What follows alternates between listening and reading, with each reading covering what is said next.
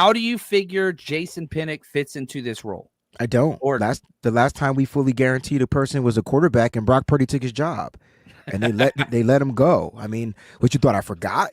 No, I didn't. That was $3 million. That was a whole million less.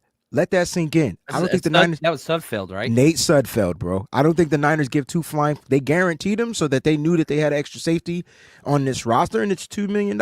And guess what? We don't look like we're scrapping for dollars. I feel like we got like 30 plus mil to spend. So it doesn't make sense. Now look, I'm not saying Pinnock's not gonna come out here and compete. I think that spot is definitely gonna be competitive, but why didn't they get rid of Odom? And don't hand me that Malik Mustafa crap, because even if they thought Malik Mustafa wasn't gonna be ready, they still kept him after they signed these two other safeties, and they got guys already on the roster, practice squad, and then they drafted another safety. So help me with it. Help me understand. I don't think the guarantee money makes the 49ers any difference. That's my opinion, though.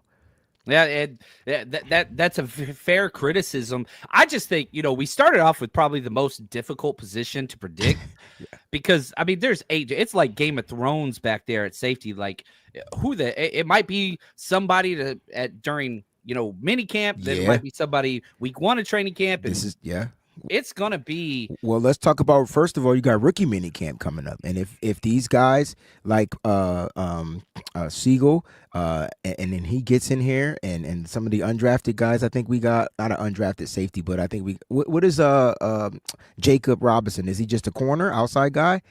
He could do a little bit of both. I got my write up here because I want to get this correct here. He kind of plays. I mean, he's a 4.3 940 guy.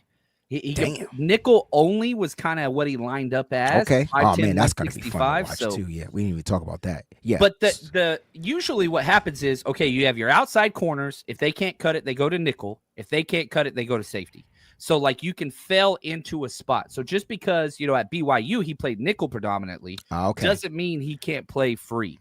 Okay. Hey, listen. All I'm saying is, there's going to be competition, and it starts at rookie minicamp. And then those guys will be able to give Saleh something to see real quick right away. And I'm hoping Siegel really stands out. He was the draft pick, right? And then once minicamp, really kicks off, before training camp kicks off or whatever like that, then when the OTAs start, then we'll start to really get the competition brewing. But I think right now, man, I think you go with the guy that just knows the system. And I don't think there's anything wrong with my tweet. I don't think there's anything wrong with my reasoning. I'm not saying he's going to start, but projected right now, pre-camp, I think he's the guy that you pencil in, It's just my thought.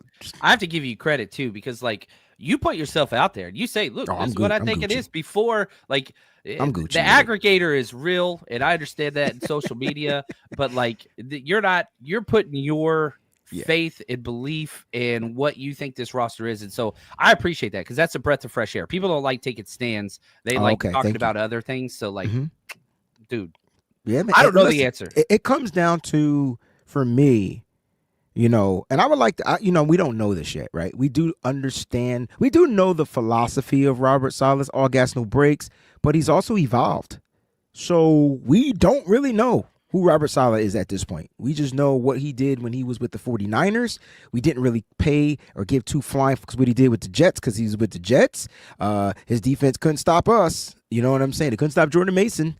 And so that I do know. But I do believe Saleh being back, I think he goes back to guys just having certain responsibilities and roles. And, when Odom has a role, you remember Tarvarius Moore? I thought he was the worst safety we drafted in a long time, but when he played dime, he was the best. He was the best backer dime. He was the best DB out there on the football field, because he had one responsibility and he played it well. So I don't know, man. Probably the highest point in, I started covering this team 2017. The highest point was that interception in the Super Bowl. Oh my gosh, yes. Up 10 points. They do the celebration in the end zone. I was at that Super Bowl. I'm recording live. I was the happiest man alive. I was like, man, it's over, and it wasn't over. It wasn't over, bro. It's been a downtrend since then.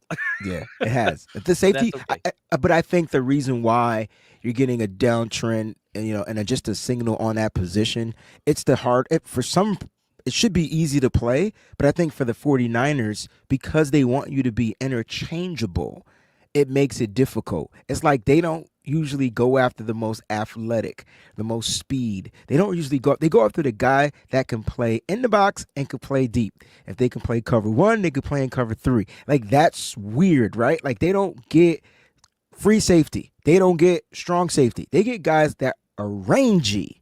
They can play both. That is the Niners' philosophy at the safety position, and it has been. You know, you got the best out of Chase Tashawn Gibson, but he's old and done, right? And so it's going to be a battle. I'll leave it at that. It may be the weakest link on the defense, but it's going to be a battle. Yeah, safety was rough last year.